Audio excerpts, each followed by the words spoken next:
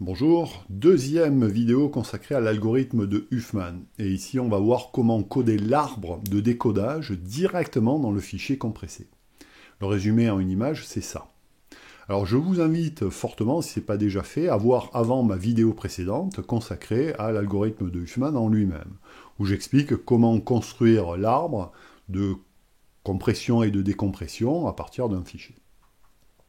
Alors pour résumer en quelques mots, vraiment, on fait des statistiques sur le nombre d'occurrences de chacun des caractères, on met ça dans une boîte, et Huffman emploie une stratégie bottom-up pour construire un code de longueur variable, et ça donne un arbre comme ça. Voilà, une fois que ça c'est construit, on peut oublier les structures de données précédentes, et ensuite on peut décorer les arêtes de l'arbre avec des 0 et des 1. Alors un petit point important sur lequel j'attire votre attention, c'est que c'est le cas ici, mais c'est le cas tout le temps, c'est que dans un arbre de Huffman, tous les sommets ont soit 2 enfants, soit 0 enfant. Alors 0 enfant, ça correspond à une feuille, et une feuille est porteuse forcément d'un caractère, soit c'est un sommet interne, et dans ce cas-là, il y a 2 enfants, un 0 et un 1. Ça, c'est hyper important. Sauf dans un cas hyper particulier, où votre fichier ne serait composé que d'un seul caractère. Alors dans ce cas-là, effectivement, il n'y aurait qu'un seul enfant de la racine. Bon, mais c'est pas très important. Alors, cet arbre de Huffman permet de coder et de décoder. On code et on décode avec cet arbre. Alors pour coder, c'est pas un problème, puisqu'en fait, on a le fichier, on le construit, cet arbre, ensuite on construit la table de codage, puis on code. Mais pour le décodage, qu'est-ce qu'on a en entrée? On a en fait un fichier binaire qui correspond au binaire du compressé. Mais il nous faudrait l'arbre aussi, hein, ce que j'ai expliqué dans la vidéo précédente. Et comment on l'obtient cet arbre? On l'a pas, il n'y a rien de magique, il faudrait l'avoir dans le fichier compressé. Donc le fichier compressé, il faudrait qu'il soit composé tout d'abord de l'arbre, puis ensuite du fichier lui-même. Mais tout ça, je vous rappelle que c'est que des 0 et des 1. Donc il faut s'y retrouver dans tout ce bazar de 0 et de 1. Alors, la deuxième partie, le codage du fichier, ça, c'était l'objet de ma vidéo précédente. Et aujourd'hui, je vais m'attaquer vraiment à ça. Comment, donc c'est le sujet central de cette vidéo, comment coder cet arbre-là qui est à l'écran sous forme binaire. Alors, une première remarque qui est importante, c'est que les valeurs numériques qui apparaissent ici sont inutiles pour décoder. D'ailleurs, pour coder aussi. Ces valeurs numériques sont importantes pour construire l'arbre. Elles sont importantes pour la construction de l'arbre. Mais une fois que votre arbre est fait, vous n'en avez plus besoin. Donc là, on ne va pas s'embêter à coder ces valeurs numériques. Donc on peut les oublier. Par contre, évidemment, les caractères qui sont portés par les feuilles, là, que j'ai représenté en vert pour mieux les visualiser, là, par contre, elles sont importantes. Donc ce qu'il va falloir coder, en fin de compte, c'est ces 0 et ces 1, et puis ces caractères-là. Alors voyons ça. Donc là, je vais m'intéresser au codage de la structure de l'arbre. Structure uniquement. C'est-à-dire à ça. Donc là, je ne vais pas considérer encore les caractères qui sont portés par les sommets verts. Alors, la stratégie est la suivante. On va faire un DFS, c'est-à-dire un parcours en profondeur, à partir de la racine, qui est le point le plus haut. Avec la sous-stratégie suivante qui va consister, lorsqu'on est sur un sommet qu'on visite pour la première fois, à aller en priorité vers l'enfant 0 d'abord. Et chaque fois qu'on va traverser une arête pour la première fois, on va sortir le bit qui la décore. Eh bien, allons-y sur un exemple, comme toujours. Donc ça, c'est la stratégie, je dirais, expliquée à grands traits. Donc on va partir de la racine, et on va faire un DFS à partir de ce sommet, en prenant comme sous-stratégie d'aller d'abord vers l'enfant 0. Ben, allons-y, on va traverser donc cette arête. Comme c'est la première fois qu'on la traverse, on émet le 0. Là, ici, on est sur une feuille, donc on ne peut pas aller plus bas. On fait donc une phase de backtrack. Donc là, on n'émet pas le 0 à nouveau, puisqu'on a déjà traversé cette arête. Et puis on continue, si vous l'écrivez de manière récursive, le DFS, ça se fait tout seul.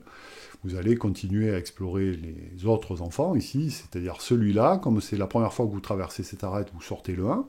Et puis, à partir du sommet qui est pointé par le rouge, vous allez aller d'abord vers l'enfant 0, voilà, comme c'est écrit, vous sortez le 0, vous backtrackez, ensuite vous attaquez le 1, vous sortez le 1 puisque c'est la première fois que vous traversez cette arête, et là c'est toujours pareil, vous allez d'abord vers l'enfant 0, comme c'est la première fois que vous sortez le 0, ensuite vous backtrackez puisque vous êtes arrivé sur une feuille, et puis ensuite vous allez vers l'enfant 1, comme c'est la première fois, vous émettez le 1. Arrivé ici, vers le sommet qui est pointé par la flèche rouge, bah, vous ne pouvez plus descendre puisqu'il n'y a plus d'enfants, donc vous backtrackez. Ici, vous avez complètement visité ces deux enfants, donc il n'y a plus rien à visiter, vous backtrackez. Pareil, ici, vous avez complètement visité ces deux enfants, donc vous backtrackez. Et encore une fois, là, ici, sur la racine, vous avez visité déjà ces deux enfants, donc fin du DFS. Voilà. Alors, ce qu'on va faire ici, on va rajouter un point final. Alors, ce point final, ça va être un 1. Voilà, donc je l'ai mis en bleu, mais évidemment, c'est un bit voilà, pas coloré. Hein. Alors, ce point final, il va nous servir, il va être très important, et notez bien que c'est bien un 1. Alors, la stratégie que je vous propose de codage de l'arbre, c'est une stratégie parmi d'autres, hein, c'est pas forcément la seule. Bien, voilà. Donc, voilà comment on code la structure de l'arbre, avec cette méthode-là. Maintenant, regardons comment on pourrait décoder la structure de l'arbre. Alors, je vous rappelle que là, maintenant, en entrée, on n'a plus que ça. On n'a plus qu'un flux binaire. On n'a pas d'autres informations que ça. Et on veut bien décoder cette structure. Et uniquement à partir de ces 0 et ces 1. Sans autres informations. Par contre, on sait comment on a construit cette structure binaire, bien sûr. Eh bien, allons-y. Donc, on va mettre un pointeur sur le premier 0, et puis on va mettre un premier sommet, et on va mettre une flèche rouge qui va représenter, en fait, le parcours que l'on va faire. Ok, donc ce 0, qu'est-ce qui correspond à quoi, ce 0 pointé par la flèche verte? Eh bien, ça veut dire qu'il y a quelque part un enfant qui va être étiqueté 0. Est-ce que ça peut être l'enfant de ce sommet qui est pointé par le rouge? Bah oui, puisque pour l'instant, il n'a pas d'enfant. Donc on va lui créer un enfant. Plus tard, on décorera avec un 0. Très bien. Donc là, maintenant, on décale la flèche verte, qui va pointer sur 1. Alors, est-ce que ce 1 peut correspondre à un enfant du sommet pointé par le rouge? Bah, potentiellement, oui, il pourrait avoir des enfants, ce sommet. Mais s'il avait des enfants, je vous rappelle qu'il en aurait 2. Donc, parce que chaque sommet dans un arbre de Huffman a soit 2 enfants, soit 0 enfant. Donc, s'il en avait 2, ça voudrait dire qu'il aurait aussi un enfant 0. Et s'il avait un enfant 0, c'est cet enfant 0, d'abord, qu'on aurait codé en premier. Donc ce 1 ne peut pas correspondre à un enfant du sommet rouge, là. Donc ça veut dire qu'ici, on a terminé notre travail, donc on peut backtracker. Mais vous voyez que la flèche verte, elle n'a pas bougé. Il faut qu'on exploite ce 1. Est-ce que le sommet pointé par le rouge peut avoir un enfant 1? Bah oui, il peut avoir un enfant, il n'y en a pas d'ailleurs. Donc on va lui en construire un. Voilà. Donc maintenant, on peut déplacer la flèche verte qui va pointer vers un 0. Est-ce que le sommet rouge, là, pointé par le rouge, peut avoir un enfant 0? Bah, pour l'instant, il n'y en a pas, donc pas de problème, on va le mettre. On décale la flèche verte, voilà, qui pointe maintenant vers le 1. Est-ce que ce sommet peut avoir un enfant 1? Alors, s'il avait un enfant, il en aurait 2, et s'il en avait 2, il aurait un enfant 0, qui aurait été codé en premier. Donc ça va pas, c'est pas cohérent. Donc là, on backtrack. Est-ce que lui peut avoir un enfant 1? Bah oui, il peut en avoir un, puisqu'il n'y en a pas. Donc on le construit. On décale la flèche verte. On est sur 0. Est-ce que lui peut avoir un enfant 0? Oui, il peut, donc on va lui en faire un. Hop, on passe sur le 1. Est-ce que lui peut avoir un enfant 1? Alors, toujours pareil, s'il avait un enfant 1, il aurait un enfant 0 aussi, puisqu'il aurait 2 enfants. Mais comme il n'a pas d'enfant 0, là, ça ne va pas. Donc on backtrack. Est-ce que lui peut avoir un enfant 1? Bah oui, tout à fait, donc on va lui construire un enfant 1. Ensuite, on décale le pointeur vert, qui va pointer maintenant vers le dernier 1. Est-ce que lui peut avoir un enfant 1? Ben non, toujours pour les mêmes raisons.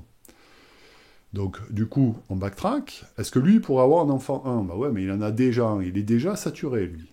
Donc, on backtrack. Est-ce que lui pourra avoir un enfant 1? Ben il en a déjà un, il est saturé. Donc, on backtrack. Est-ce que lui pourra avoir un enfant 1? Ben il en a déjà un, il est saturé. Et là, on est revenu sur le point de départ. Donc, fin, en fait, de la reconstruction DFS de l'arbre, de la structure de l'arbre. Donc là, maintenant, on a un arbre qui est saturé, et il est impossible d'ajouter un enfant droit, donc qui est représenté par ce 1. Donc là, on détecte en fait que ce 1 représente ce que j'ai appelé tout à l'heure le point final. Ce qui permet non seulement de reconstruire la structure de l'arbre, mais aussi de se rendre compte que là, on a fini de décoder la structure de l'arbre.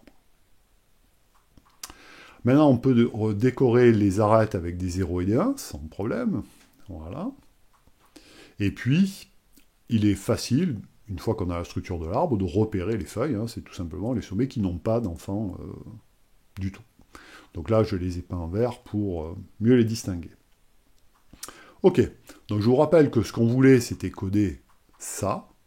et que pour l'instant, on a ça qui est codé par ça, par cette suite binaire.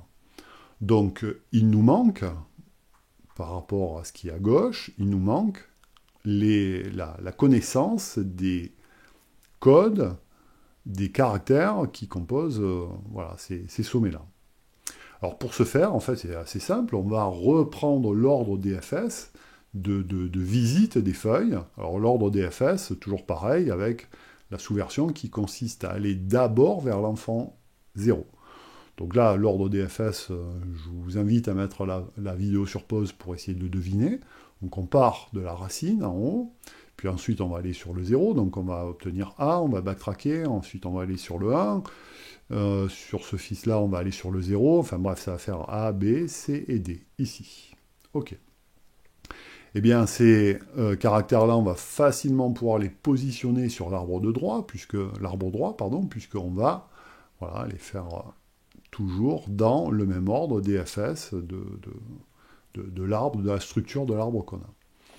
Donc, du coup, cet arbre-là, il va être codé par la structure là qui est en cyan, là, 0, 1, etc., qu'on va faire suivre du codage, alors je ne l'ai pas fait, en binaire du caractère A, suivi du codage en binaire du caractère B, de C et de D. Alors, si vous utilisez un code ASCII, c'est facile, parce que chaque caractère est codé par un octet, donc 8 bits. Si vous utilisez un codage UTF-8, ce qui est probablement le cas, là les choses sont un petit peu plus compliquées, donc là il y a des petits détails techniques dans lesquels je ne rentre pas. Voilà, donc à partir de ça, qui est ce flux binaire qui compose complètement l'arbre, vous pouvez facilement reconstruire cet arbre-là. Voilà, c'était le sujet de cette vidéo. Quelques éléments de référence bibliographique que j'ai déjà donnés dans la vidéo précédente. Voilà, j'espère que ça vous aura plu, que ça vous aura éventuellement été utile, et à bientôt.